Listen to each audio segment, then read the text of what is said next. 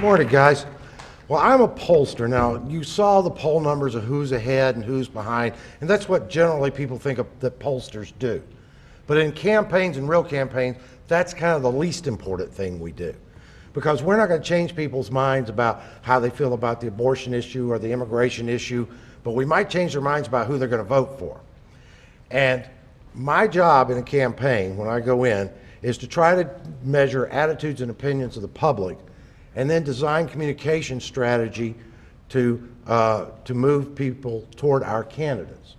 Now, this year I published a book called The 4 Pillars of American Politics. And today I'm going to try to go through what's a lot of years of work, but give you a basic tool so as this campaign unfolds and you start hearing communication, whether it's paid advertising or their media or their speeches during the debates, you can have some idea what they're trying to do, what the candidates are trying to do. That's our model. There's fear, there's consumerism, there's religiosity, which I'll define for you, and there's narcissism, which doesn't sound very nice, but it's very important in American politics. And if you look at this model and you have attitudes, beliefs of the people, political communication is filtered through those attitudes, beliefs, and values. And if you view this kind of like a pinball machine, it's got to light up one of those 4 pillars for it to be an effective message. Good messages will light up more than one of those, but you've got to hit at least one if it's going to be an effective message. And I'm going to show you some commercials this morning that were effective and not effective. Let's take them one at a time. Oh, there we go. Fear. What are the fears in America? Fear is a normal, emotional, active state of people. If you don't have any fear, you go out and do stupid things and kill yourself, right? You got to have some fear of things. But in politics, if you look at kind of the common fears we see in American politics, criminals, crime is an issue. They're going to attack me. There's economic fear. I could lose my job. Terrorists could attack us again. We did a poll for the American Psychological Association to judge what created stress in people in 2005, 4 years after the attack. What we found is people worrying about their family member or themselves being killed by terrorists was as much of a stress factor as them worrying about their children. And this was 4 years after the event. So 9/11 had a huge psychological scar on the society, and terrorism is always going to be an issue for the foreseeable future. And that other countries want to destroy us. We see Russia pressing again. Dr. Thurber talked about what happened in there. So I'm going to roll a film. I'll do a setup real quick because some of these commercials I know were in campaigns before most of you were born, and some of them before even your parents were born. The first one on fear is my favorite commercial from any presidential campaign. It was Ronald Reagan's re-election in 1984. To kind of give you a set of what the world was like, we were still in the Cold War with Russia. Russia was being very aggressive. People were worried about nuclear exchange between destroying the world. And the Congress had passed what was called the Nuclear Freeze Resolution, which was calling for Russia and the United States to stop any further production of nuclear weapons. President Reagan was against this. And when he went into the re-election campaign, here's the spot he ran. It's entitled Bear. There's a bear in the woods. For some people, the bear is easy to see. Others don't see it at all. Some people say the bear is tame. Others say it's vicious and dangerous. Since no one can really be sure who's right, isn't it smart to be as strong as the bear? If there is a bear.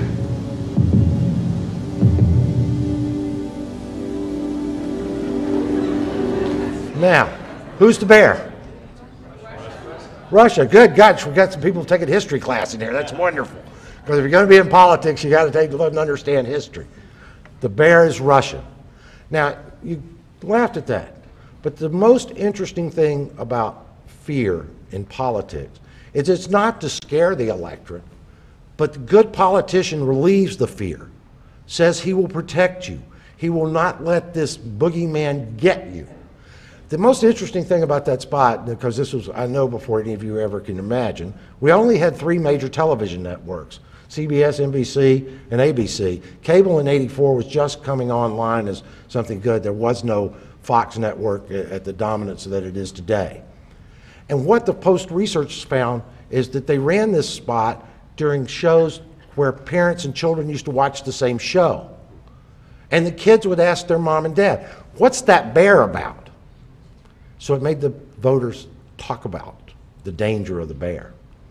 And it didn't scream at people. It didn't flash on the screen, "My gosh, we're going to die. The terrorists are going to kill us. We're going to have war with Russia." It presented a message that really got to the fear of people and was tremendously effective, and Reagan won that election handedly. Let's see what's next. Narcissism. We'll keep getting rid of this. There you go. Narcissism is the feeling of that's your patriotism. We hear America's the greatest country in the world. You ever ask why? During the health care debate, I saw Senator Orrin Hatch from Utah on Meet the Press saying, "American health system's the best in the world, except for the World Health Organization ranks us about 23rd behind El Salvador, based on everything we can make." But there's no question. But it goes further than that. You go down, people love your state. You love your school. You get very involved in who you are. And it's very important to you, right? You know, one of the things that we find in the narcissism is that everybody thinks they're essential. Why don't we carry these cell phones everywhere? You know, could you leave your cell phone home for a day? It'd cause you massive stress. You know, you've got to be in touch. We have everybody ought to speak English. A recent poll of Americans showed that 85% of Americans thought that the English language ought to be the native language, or the official language, rather. You saw Donald Trump attack this when he said you shouldn't speak Spanish on the campaign trail, right? He's appealing to that base of people who believe that. And the other thing is, I'm not responsible for anybody else. And this is a very dangerous thing, I think, in society, and particularly within a democracy. This is the attack upon any kind of welfare, social system, social net, that you're not responsible. If people have problems, it's all on them. It's on their own. So I want to show how narcissism is used in a campaign. And this ad is very important because this ad became a definition of types of ad in the campaign. This was George W. Bush's negative spot on John Kerry. John Kerry had served in the military in Vietnam, had been a swift boat captain. The swift boat, if you don't know, were the river boats in the Mekong Delta. Very dangerous, dangerous kind of duty. George W. Bush had missed Vietnam by getting in the Texas National Guard. Now, you have to understand, because at 18 years old, when I was 18, you had to go register for the draft. You were told you were going to the Army. You didn't have a choice. And so all the young guys tried to get into the National Guard or the Reserve to try to avoid Vietnam duty.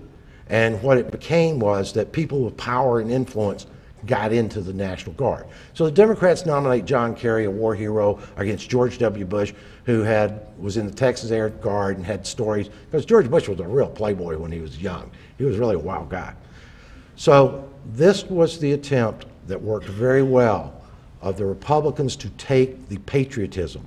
Because if you don't win the patriotism issue in a campaign, you lose. That's what the birther thing was all about with Obama. It was, he's not really an American. So let's look at the swift boat.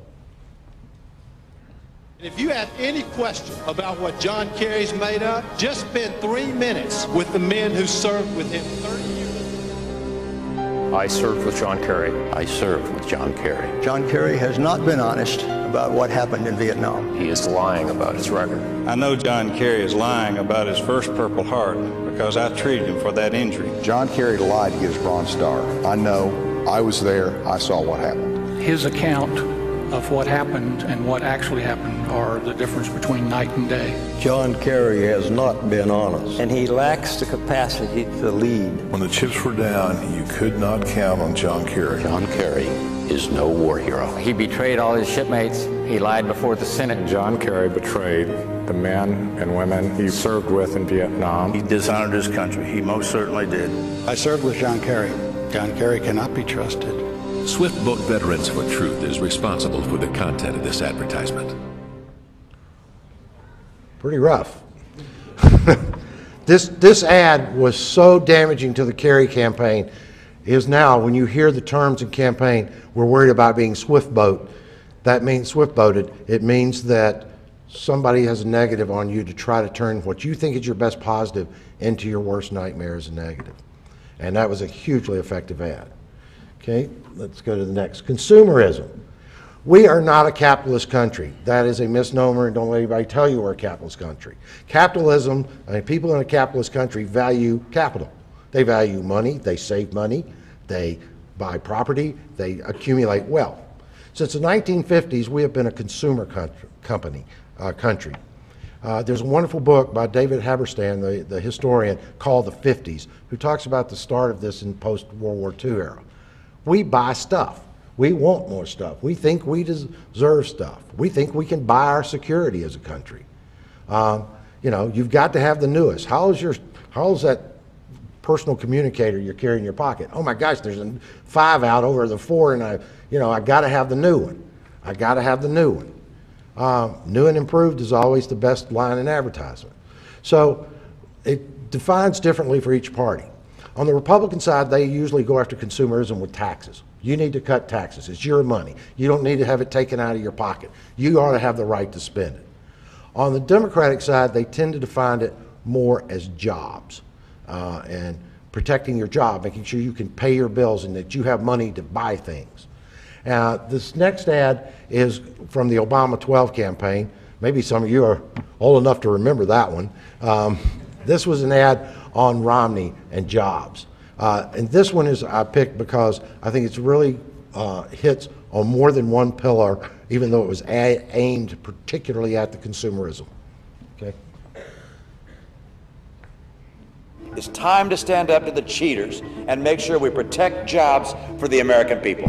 Mitt Romney, tough on China? Romney's companies were called pioneers in shipping U.S. manufacturing jobs overseas. He invested in firms that specialized in relocating jobs to low-wage countries like China. Even today, part of Romney's fortune is invested in China. Romney's never stood up to China. All he's done is send them our jobs. I'm Barack Obama, and I approve this message. They have to put that. It's one of the laws. And he's smiling that he put it on the air because it hit right at this guy's cost us jobs. He says he's going to lead us, but what he's done is ship jobs overseas. It also, as I talked about hitting more than one pillar, this hits the narcissism a little bit. This questions his patriotism. This ad questions Mitt Romney's patriotism. And it was a very, very effective ad on Romney. Romney had a lot of trouble getting out from under the fact of what he had done for a living and the way their businesses were run. Okay, the final one is religiosity. Not religion, but religiosity. The religiosity is a term that means that there is a right, or there are values that are beyond what humans make up. There are some absolute values. For example, there are rights and wrongs. Probably everybody in here, no matter where your politics are, would say murdering another human being is wrong. Why? Well, that's a value we have. We value human life, we value the rights of others, and so forth. A lot of reasons. We tend to think God loves America. I always get tickled when I see the bumper sticker, God bless America, and think, why isn't God bless the whole world? Well, why is he drawing the borders here? Don't know that. We have moral obligations to others. That is, society's not fair, and we have some moral obligation to try to help those who are less fortunate. And then of course, there's only one God. It's ours. The new bumper sticker out says Jesus with the U and the S on the end looking like the American flag.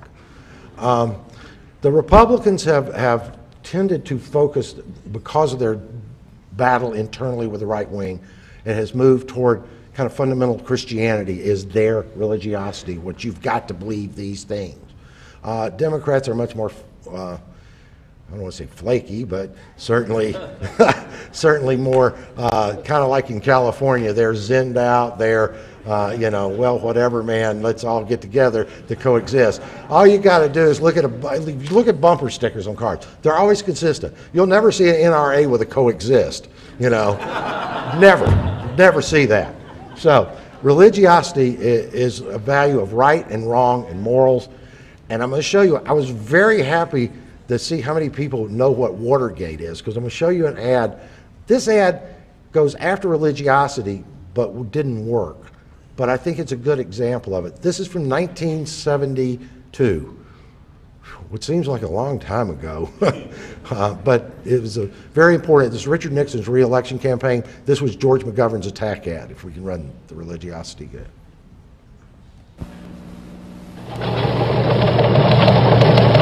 This is about the government. This is about credibility. This is about electronics. This is about bugging. This is about spying. This is about thievery. This is about espionage. This is about lying. This is about payoffs. This is about contradiction. This is about special deals. This is about falsification. This is about testimony. This is about wheat deals. This is about hiding. This is about dishonesty. This is about sabotage. This is about secrecy. This is about stealing. This is about hidden funds. This is about deception. This is about the White House. And this is how you stop it. With your vote. Now, that was, I just want to ask, not any of you old people that are like me that are in here, do y'all know what that sound was? The clicking sound?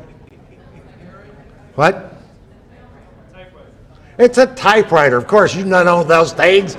They're obsolete. You may have seen one in an antique store somewhere. But, you know, when we got IBM Selectric typewriters that correct themselves, we were in heaven in grad school. So, yes, that was the sound of a typewriter. Those were typing that you used to hear in a newsroom, because everybody had typewriters. If you ever walked in a newsroom, it was deafening with the sound of typewriters. Now, this attack did not work. It used all the words, right? Thievery, lying, bugging, sabotage, all the bad things that nobody would say any of those things are good. This didn't work because this was an inside game at the time. Watergate bugging took place during the campaign. It did not really penetrate the national conscience, and this was time when they did not have polling in a very sophisticated way. It was the 80s before we got into really understanding how to delve into public opinion. Watergate was not on the minds of most people during this election. Well, the Vietnam War was still very hot and rolling. We had inflation in this country of 15 to 16%, which means everything you bought every year was 15% more expensive. You couldn't borrow money to buy refrigerators or appliances or cars or homes because it was so expensive. And that was the dominant mindset of the American public, not here. And so while this ad is a very good demonstration of how they go after to use right and wrong and morals in ads to make a campaign, it also is a good example of how you have to understand what the voter is thinking and thinking about, because ultimately campaigns are not about the candidates. Campaigns are about the voters. And that's where we go. So as you see them put on commercials this year, at any level, not only the presidential, but the congressional, any of them, analyze them through these four kind of concepts and see if they hit the mark. Because the good campaigns will hit the mark and understand them, bad campaigns won't. And those are the candidates that's going to lose. Thank you. So I remember my government teacher in high school piqued my interest, and now here I am doing this work for a living. So I want to teach a little something about called bellwether campaigns. So let's see. Bellwether campaigns. Anybody know what a bellwether is? Maybe this will help.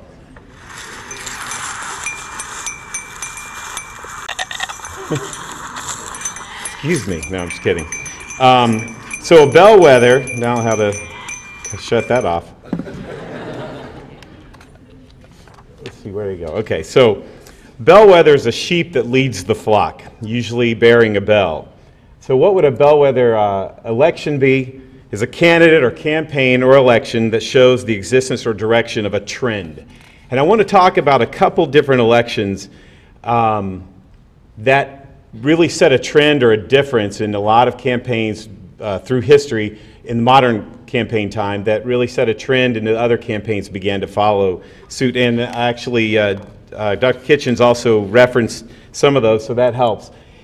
Before, really before the 60s, late 60s, 70s, most candidates, most presidential candidates were chosen by the delegates of each party. They're together very much in a room like this.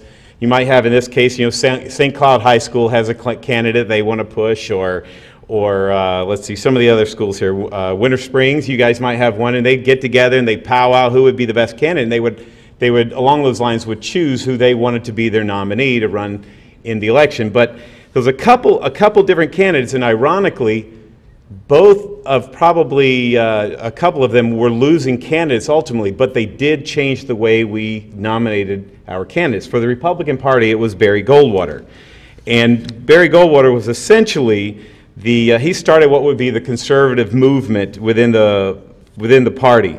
And he and his supporters got together and they began to organize, and they began to get people recruit in the caucuses, and they began to plug their people into the party apparatus in the different states, so that when the time came that they would have enough delegates for their candidate to win. Now, this slide did come out well, but the states that are not shown there, they're in gray, they did not have primaries. Now compare that to now, where we have almost all primaries. And that is how many of the times when they made sure they had the delegates, that they would to their candidate. Now, Barry Goldwater didn't win, and as was alluded to earlier, is that when he went through the process, he was too far. The Democrats and Johnson decided, look, he was too far to the right. He was out of step with mainstream, and and I'm going to show you a couple commercials in a minute as to how they did it. But by involving people in the grassroots, and he began involving and brought people out of the party apparatus and brought people more who were not involved, who were conservative at heart, who got involved in the Republican Party process. And that is really the start of how more and more conservatives, because the Democrat and the Republican Party were not terribly far apart, quite honestly, in many ways, if you look at some of their issues way back when, whereas we've now become a bit more polarized. It did have lasting effects because it started that. Number two, Barry Goldwater introduced Ronald Reagan to the country because he did some endorsements and the things. Now I want to show you a Goldwater TV ad, and then we'll compare it to a Johnson TV ad. So if you want to... Is moral responsibility out of style? Our papers and our newsreels, and yes, our own observations tell us that immorality surrounds us as never before. We see violence in the streets, in our cities and suburbs, graft and corruption in the highest public offices to which we look for leadership, when scandal in local and national government has become so commonplace that many begin to consider it a way of life. Then I say that we, as a nation, are not far from the kind of moral decay that has brought on the fall of other nations and people. The philosophy of something for nothing, the cult of individual and government irresponsibility, is an insidious cancer that will destroy us as a people unless we recognize it and root it out now. I say it is time to put conscience back in government, and by good example, put it back in all walks of American life. In your heart, you know he's right. Vote for Barry Goldwater. Quite a bit of difference between the ads today and the ads back then, right? Those were even a minute long. He had him talking in the TV. And ironically, which I found, it said, in your heart, you know he's right. It ended up backfiring because bumper stickers and buttons popped up. Some said, in your heart, you know he might. I'll let you finish, but it didn't rhyme with heart, what they were implying. And he says, in your guts, you know he's nuts. I mean, so it kind of backfired. What they took is his positive and then turned it around. And I'll tell you what they meant when they said, in your heart, you know he might. And if you'll play the next ad from the Johnson campaign.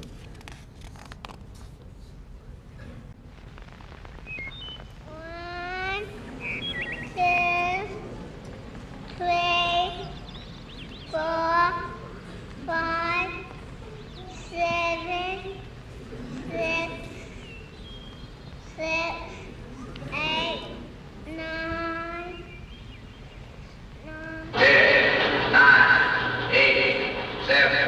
6, 5, 4, 3, 2, 1, 0. These are the stakes.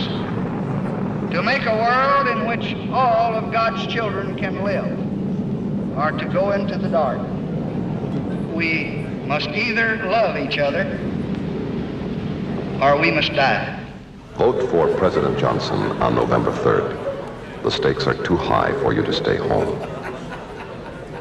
So, it's really funny to see the reaction now versus back then, because back then that was very serious. And what they were saying is that if Goldwater elected, he might start a war. It was a very serious matter, which is very funny when you see the commercials and the way that they do. So what ended up happening is that Johnson pushed Goldwater very far to the right, and so essentially he came through the process, but he was not enough mainstream, and Johnson went on to win that election handedly. But the lasting effect was the fact that Goldwater took the process of nominating out of the hands of the party apparatus and brought it back to the grassroots and the citizens. That's what began with the Republicans. Now, for the Democrats, it was McGovern. And for McGovern, they adopted, the Democratic Party adopted new party rules. And he was very much energized his campaign by the anti-Vietnam War protesters. And at the Democratic National Convention, which was actually pretty, it was a lot, I mean, it was a lot of demonstrations, even violence going on. It was something that we hadn't seen in quite a while. But the thing about what he did is that McGovern, just like Goldwater did on the Republicans, McGovern began to take things out of the hands of the party apparatus and the insiders. Kind of, you know, the saying about smoke-filled room, people make decisions in a smoke-filled room. That's kind of what it was in the political process, was what they were referring to. And McGovern got more and more people involved in the process in terms of the grassroots, the anti-war demonstrators, etc. And in this case, though, when he came through, he was pictured as being too far left. He was out of step with the mainstream. So he was viewed as being too strident and too tied to radical elements of the anti-war movement, and lost in a landslide to Nixon. He only won one state, and that was Massachusetts. Now I want to show you this next one, McGovern, this next commercial.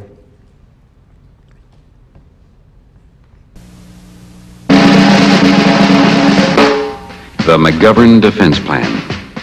He would cut the Marines by 1/3.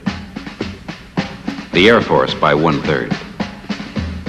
He'd cut Navy personnel by 1/4. He would cut interceptor planes by 1/2. The Navy fleet by 1/2. And carriers from 16 to 6. Senator Hubert Humphrey had this to say about the McGovern proposal. It isn't just cutting into the fat. It isn't just cutting into manpower. It's cutting into the very security of this country. President Nixon doesn't believe we should play games with our national security. He believes in a strong America, to negotiate for peace from strength.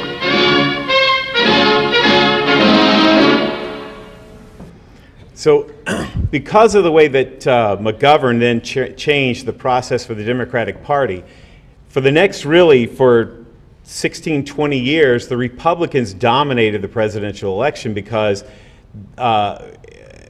with the process for the Democratic nominee to get there, he would end up being, he or she, well, he, in those cases, was too far left.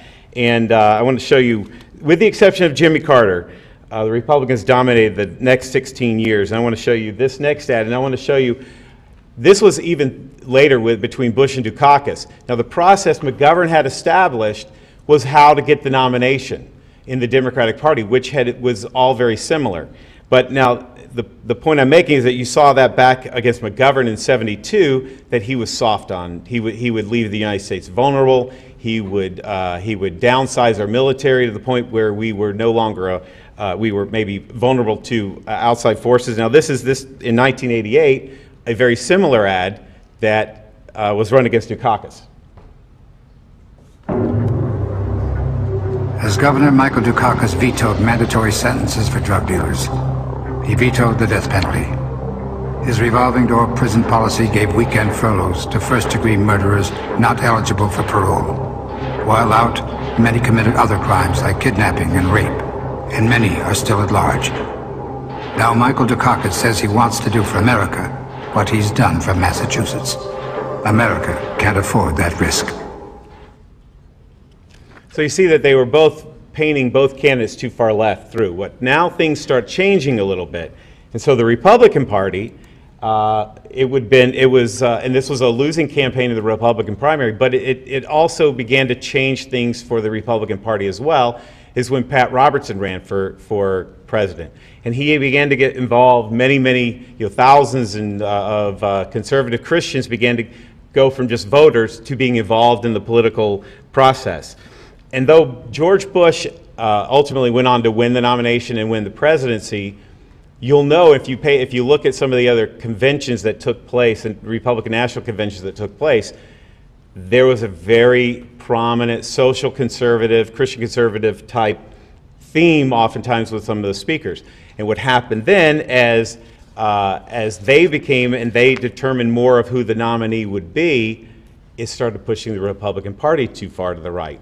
And so before I go on the last one, so we have, it's not so much what they said is that these were candidates who changed, they were bellwether campaigns. You have McGovern you have Goldwater who took it out of the hands of the party apparatus, put it back out in the movement among the people. Then you had McGovern who did the same thing on the Democratic side.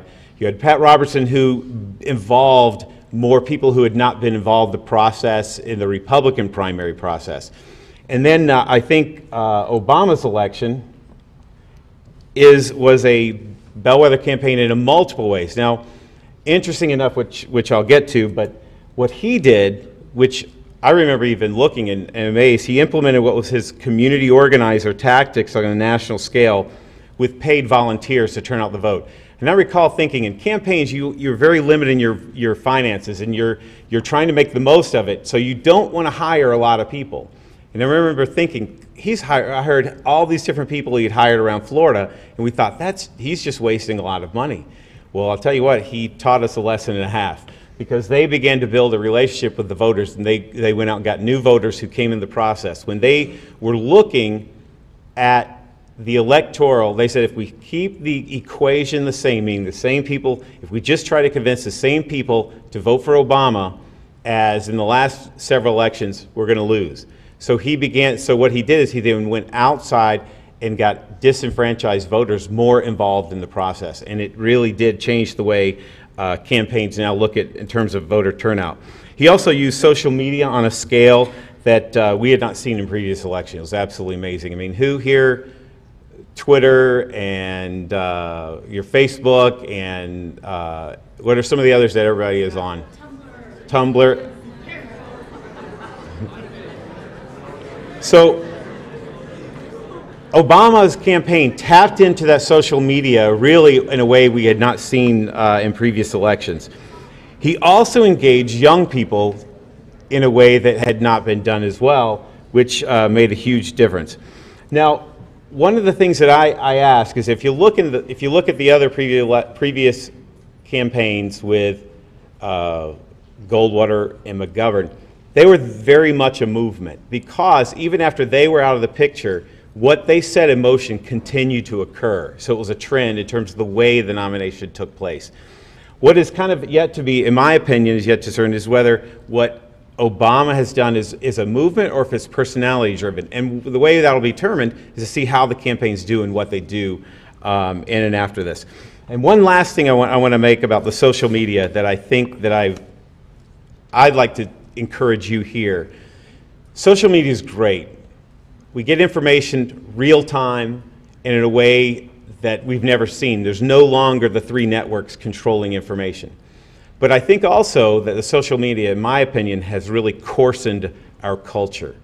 People, and I'm trying to encourage my friends and people I know to try to, when you debate online, stay away from the personal insults and the rudeness.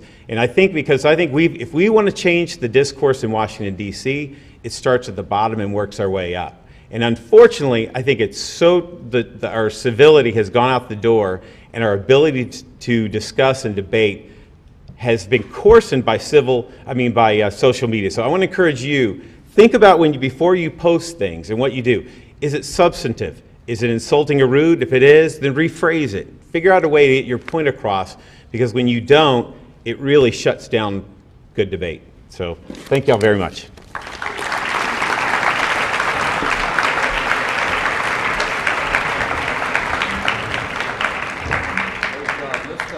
Would telling the truth to the public as a whole be a viable campaign strategy? Telling the truth? Telling the truth? The truth. Yeah, you want to go first? Yeah. I think telling the truth, I think that telling the truth is a very powerful campaign message. One of the things we don't try to do is make people what they aren't, because it will always come through. There used to be an old saying that once you learn to fake sincerity, the rest is easy. Well, let me tell you, it's not easy to fake sincerity. You can't tell candidates what they stand for, what they should be. You have to take what you got and let them do their own. You can advise them. I likened it to the campaign consultants are like jockeys in a horse race, and you don't win the Kentucky Derby on a mule. You got to have a thoroughbred. And you got to let that, if you don't have, your candidate is there for a reason. Most people don't run for office unless they have convictions about things. I agree. Yeah, we could agree. Well, I want you to vote on that then. Next question. After Trump's popularity, do you think future candidates will utilize political incorrectness as a new tactic? You know what, he's really tapped into, if you think about it, I think there's a real, Bernie Sanders is rising up on the left side in a huge way. The outsiders in the Republican primary are rising up, and I think that is precisely, at least for the Republicans, that's a big deal. They've each elected majorities, and they feel like nothing's getting done. So to hear someone who is saying at this point, we have a debt that's about to consume us, we have all these different factors that aren't, the Middle East is falling apart, and you're worried that I said this un-PC thing. And so I think that they're tapping into that, and I think it's going to be around a bit until we see some things in D.C. that people feel like things are getting done. And so I think that's why the establishment is they're not on the rise on either side of the party. That's right. Jim, want to comment? Well, yeah, I think this guy's grabbing headlines right now. I mean, that's his big deal.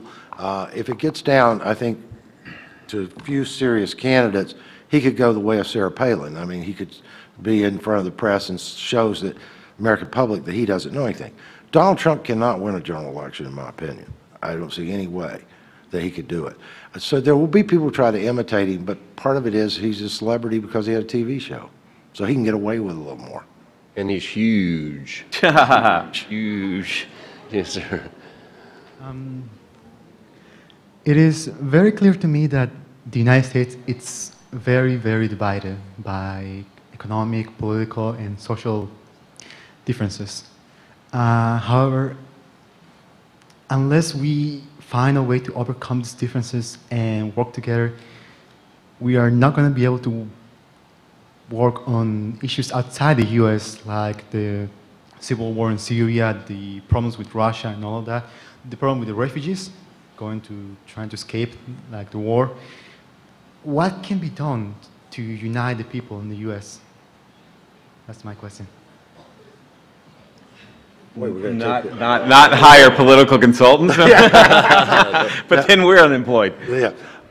No, I think one of the things that we have to see, which Dr. Thurman talked about in the redistricting, one of the problems we have is gridlock in Congress because nobody can get a majority.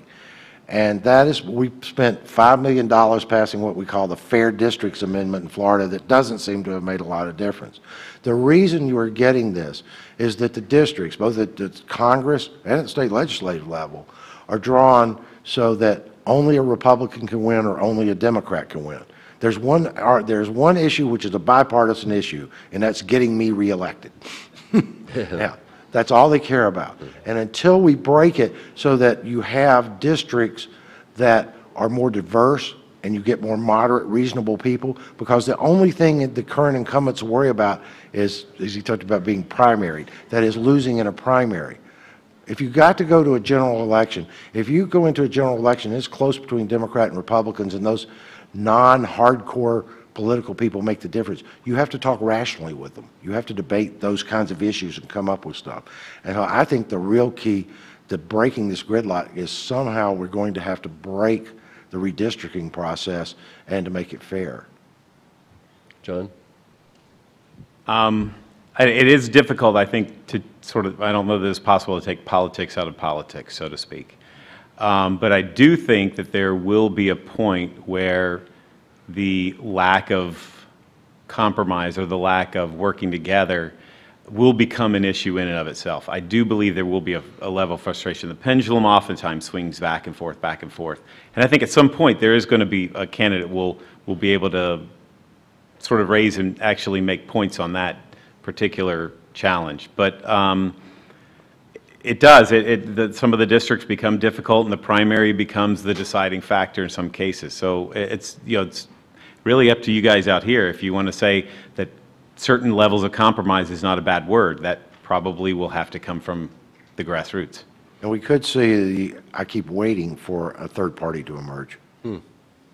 And it could become a generational party, because you guys might get tired of paying for my Social Security and Medicare and want to cut me off, right? I think we just elect Steve Colbert and it'll be all solved. Yeah. We do it. One more question over here. Hi. I was wondering if there's a separation of church and state, why is there such a negative opinion toward people who are of a different religion that are trying to become president or be in Senate or Congress? Well, there's a separation of church and state, but there's not a separation of religion and politics, and there never has been in this country. I looked at one ad I started to show you guys from the John F. Kennedy campaign. Kennedy's big, people had a problem because John F. Kennedy was Catholic. Yeah. He was the first Catholic president. People worried that the Pope would be dictating policy in America, and he went on the air. You laughed, but I mean, there were billboards in Georgia where they superimposed John Kennedy shaking hands with the Pope, saying, should the Pope rule America? And people were really afraid of that. People are afraid of different. That's a fear factor. And yeah, I think once again, getting it back to we talk about a civil discussion of understanding that we are separation of church and state, and nobody should, my kind of thing is when people tell me God told them to run for office, I keep thinking God has a great sense of humor. John? You can't, and I agree, you can't separate one's personal faith from them individually. And I think the reason is probably a little more polarizing right now is simply because of the war on terror and radical Islam, or how do we make room for, there's some that don't even want to say the word, there's some that maybe want to exploit it too much. So I think that's playing into the conscience of the country right now. Let's take one final question. Is the lack of civility in politics a result of campaign strategies that focus on emotional appeal instead of actual political truth and ideology? Good question. Are you going to learn how to teach them to vote without emotion? Go for it. Yeah. No, but voting is an emotional act. But quite frankly, once you get out and start studying some of the classics, you'll realize that logic is not natural. It's something we learn as part of our Western thought pattern, that people in the East don't always think the way we think. There's different ways to think. It's part of it is that voting is an emotional thing, and you should care, and so it's going to. I think that you are going to see continue. Well, one of the reasons we always say in consultants that people use negative ads because negative ads work. When you go negative, you know why? Because they're really entertaining. It's hard to make good positive spots about politicians because what they do is boring. They go to meetings. They shake hands and talk to people. That's not very exciting. But if you attack with the swift boat stuff and showing the war things and discredit people, that can be fun. That's kind of entertainment. And so, until we turn around as a electorate and demand more positive tone to the campaigns, it's not going to change. Yeah, I agree. I think you can see it more at the local level. The national level, it's more that way, and with the new media and TV and the like, you have 30 seconds to make an appeal. I don't know how you take the emotion out of it. You know, it's probably in the parties, you have about 10% on each side that are truly ideological and will, you know, do the side-by-side comparison, or who is it on my issues, that's who I'm going to support regardless. Everybody else is in the middle, and it's a difficult thing, but I think, again, you kind of have to start demanding it of your candidates. It starts at the bottom up, not top down. Thank you both very much. Appreciate it.